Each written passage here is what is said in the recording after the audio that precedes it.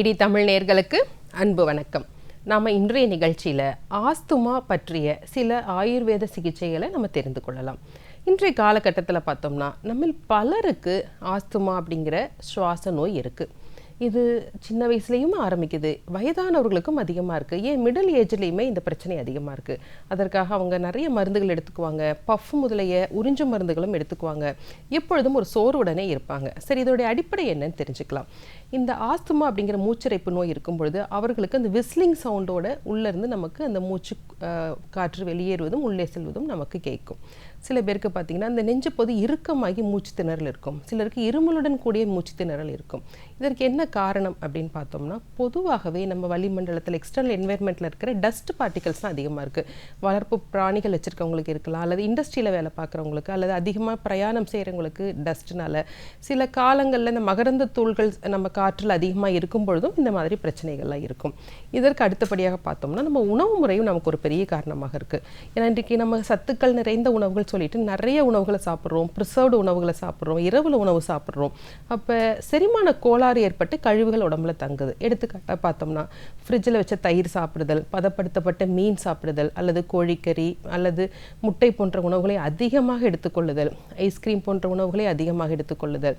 அதற்கப்புறம் நமக்கு ஒவ்வாமை அப்படின்ற ஒரு காரணம் பரம்பரையாகவே இருக்குன்னா சில பொருட்கள் நமக்கு செரிப்பதற்கு கடினமாக இருக்கும். அது உளுந்து சேர்ந்த பொருட்களாகவும் இருக்கலாம், அல்லது நம்ம பேக்கரி ஃபுட்ஸாகவும் இருக்கலாம். அப்போ ஒவ்வொருவருக்கும் இது மாறும். அவர்களுக்கு என்ன பொருள் ஒவ்வாமையாக இருக்கிறதோ அதை தவிர்ப்பது நல்லது. ஏன் என்ன ஆகுது உடம்புல அப்படின்னா, நம்ம செரிமான மண்டலம் சீராக செயல்படாமல் கழிவுகளாக மாறும். அப்போ உடம்புல கபம் அதிகரிக்கும். இந்த கபமானது அந்த மூச்சு குழாயின் உள்வரி சவ்வு, அதாவது உள்வரி பகுதியில் படிந்து இந்த வாதத்தினால் இறுகும் பொழுது அந்த மூச்சு குழாய்கள் இறுகி விடுகிறது. அப்போ என்னாகும், உங்களுக்கு மூச்சு திணறல் ஏற்படும். சரி, நம்ம இப்போ அடிப்படை காரணத்தை தெரிஞ்சுக்கிட்டோம். இதை எப்படி அணுகணும் அப்படின்னு பார்க்கணும்னா, முதல்ல வயிற்று பகுதியில் நம்ம இருக்கின்ற தசைகள் பலமாகணும் அப்படின்னா அவர்களுக்கு சீரான உணவு பழக்கம் இருக்கணும். பசியை சீராக்குவதற்காக நம்ம மருந்துகளை கொடுக்கணும். பொதுவாகவே பார்த்துருக்கோம், இந்த மூச்சிறைப்பு இருக்கும் பொழுது அவர்களுக்கு உணவை அதிகமாக எடுத்துக்கொள்ள முடியாது. கொஞ்சம் சாப்பிட்டாலே வயிறு உப்புசமாக இருக்குது அப்படின்னு சொல்லுவாங்க. சில பேர் இந்த ஃப்ளாங்ஸில் பக்கவாட்டு தசைகளில் ரொம்ப வலி இருக்குது அப்படிம்பாங்க. அப்போ உணவை கொஞ்சம் இளம் சூடான உணவு, கொஞ்சம் பூண்டு சேர்த்தோ அல்லது இஞ்சி சேர்த்தோ அவர்களுக்கு ஒரு கஞ்சி போன்ற உணவுகளை ஆரம்பத்தில் கொடுக்கணும். ஏன்னா இப்படி கொடுக்கும் பொழுது அவர்களுக்கு பசி சீராகி கழிவுகள் கீழ் நோக்கி செல்லும் பொழுது அந்த மூச்சிறைப்பு படிப்படியாக கண்ட்ரோல் ஆகும். சரி, இந்த மாதிரி உணவுகள் கொடுத்துட்டோம்.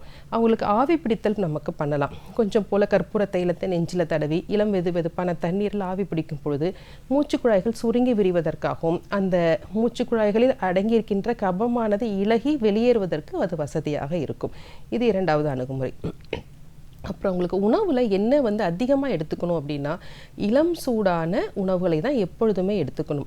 மலச்சிக்கல் இல்லாமல் பார்த்துக்கணும். அப்போ மலச்சிக்கல் தீர்வதற்கு நம்ம கொஞ்சம் திரிபலா பொடி அப்படி கொடுக்கலாம். அல்லது சிகிச்சை முறையாக நம்ம பார்க்குறோம் அப்படின்னா தசமூல கடுத்திரயம், அதாவது தசமூலங்கள் கூட சுக்கு மிளகு திப்பிலி ஆடாதொடை கலந்த கஷாயங்கள் நம்ம கொடுக்கலாம். ஏலா கனாதி, இதெல்லாம் மருத்துவர் அந்த ஒரு பர்டிகுலர் நோயாளியை அணுகி அவருக்கான சிகிச்சைகளை தேர்ந்தெடுப்பது. வீட்டிலேயே நம்ம என்ன செய்யலாம், நம்ம எப்போவுமே செய்கிறது தான்.